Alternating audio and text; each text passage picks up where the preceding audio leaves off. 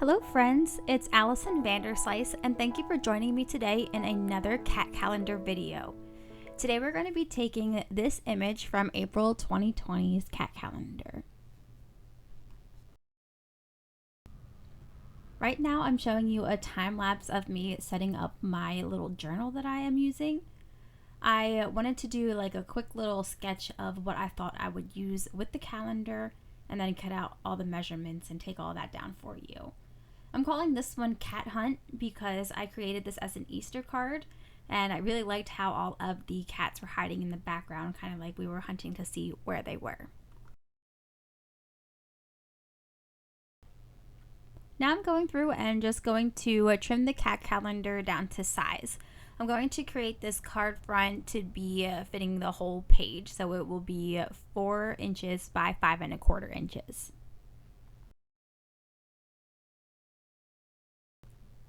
Okay, I guess it technically wouldn't be fitting the whole page because there will be a slight border on the sides. Now while I'm going through this, I'm also trying to keep most of the other side intact so that way maybe I could save it and use it for another project if I wanted to.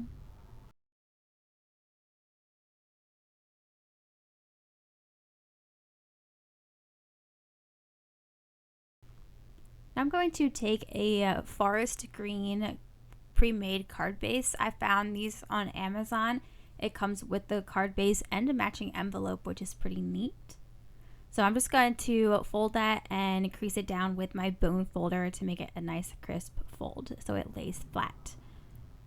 And then I'm going to just position my image on the front of the card just to make sure that I like the way that it fits. So there you can see how there's a slight border around it. I'm going to be using this punch from Stampin' Up. I had gotten a shipment in recently with some punches that I ordered and then some gold cutouts that I will also be using to create this card today to add a little bit more pizzazz.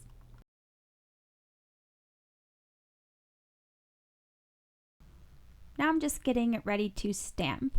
I'm going to be using embossing powder, so I'm going to use an anti-static powder tool to put on top of my paper. I will then use the clear Versamark ink with the Happy Easter stamp.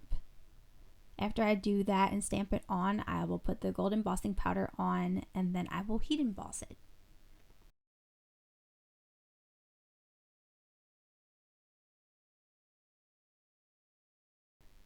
Sorry that this video is so late. I know it's an Easter video and it's the middle of June, but I'm a music teacher in a school and life just gets crazy.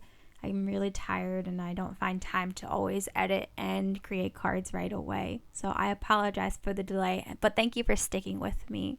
I hope that you have been enjoying this process so far and that you stay with me through this card making journey, even though I might not be as consistent as some others.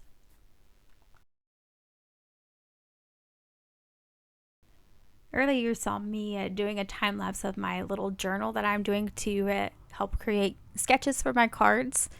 Are you a person who plans your cards or do you just go with the flow?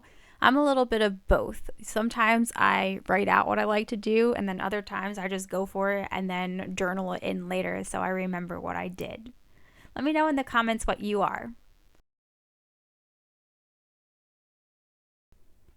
Now I'm going to go through with those gold pieces that I was talking about from Stampin' Up earlier. It also came with some iridescent sequins, I believe, or iridescent gems. I did not use those on this card. Now I'm just going to go through and remove all of the pieces here and then just play around with how I think I would like it to look.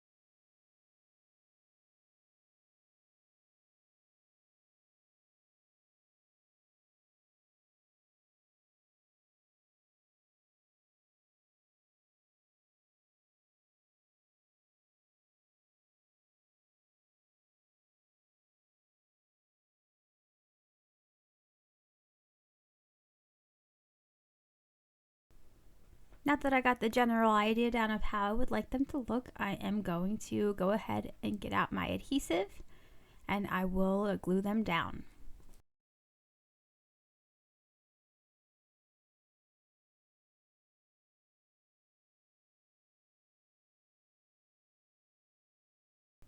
I'm adding foam squares to the sentiment to adhere to the card to add a little bit more dimension to it.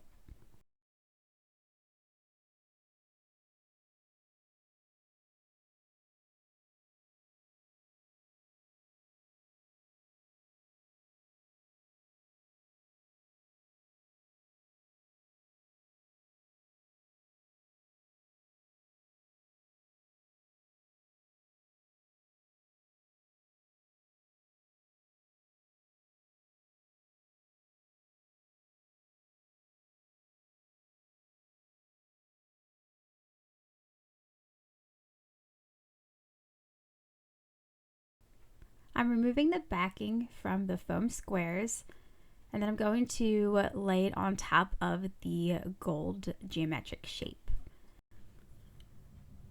I'm using the silicone craft sheet from Stampin' Up.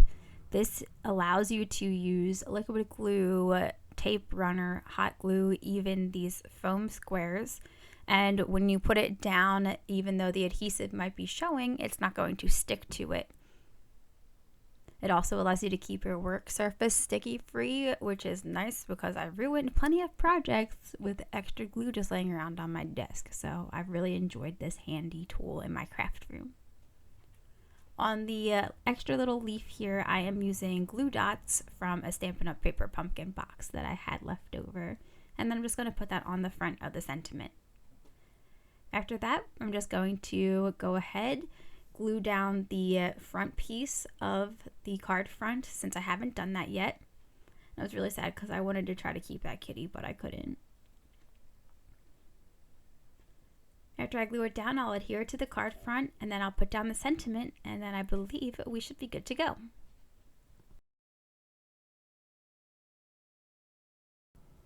Make sure you check to see that your card front is going down properly. I almost put mine on the card base upside down. So it's always good to double check that your card base is the correct way and your card front is the correct way.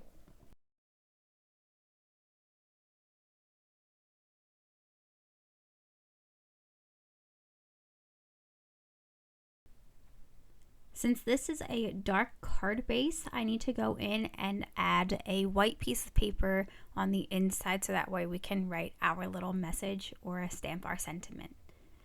This is the piece of cardstock that I used earlier to punch out the sentiment greeting on the front. And I'm just going to go ahead and trim this down to fit the inside of the card. It will be trimmed down to 4 inches by 5 inches. You can make this whatever size you would like though.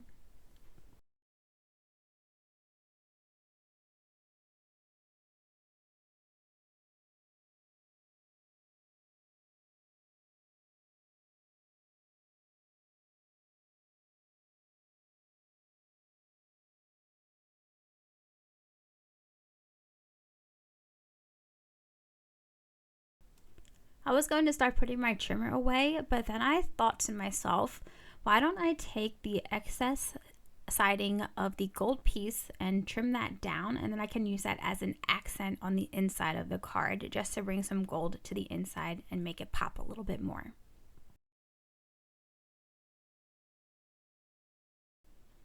Bringing back the silicone craft sheet again and the liquid glue, I'm going to put it on the back of that 4-inch by 5-inch piece of white cardstock and then adhere it to the center of the card.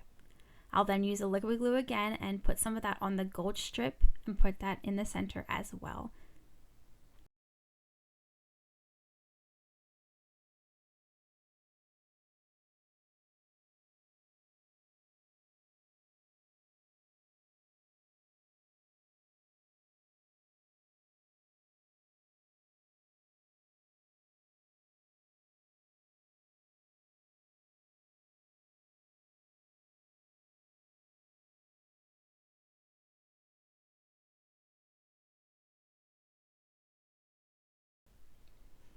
And I'm going to flip the card over and trim up those extra little pieces of gold strip off of the ends. I like to flip it over because I feel like it gives me a cleaner cut and it allows me to get closer than if I do it through the front.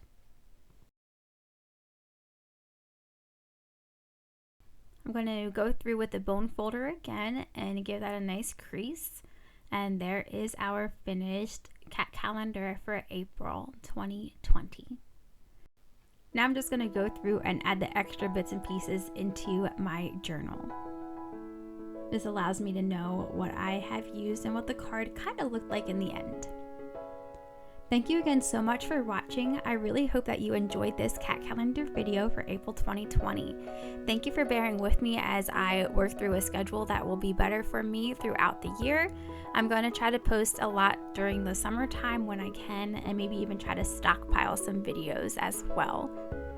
If you enjoyed this video, make sure to give it a thumbs up, and if you like my content, feel free to subscribe. Thank you again so much for watching. I hope you have a wonderful day, and I'll see you next time. Bye!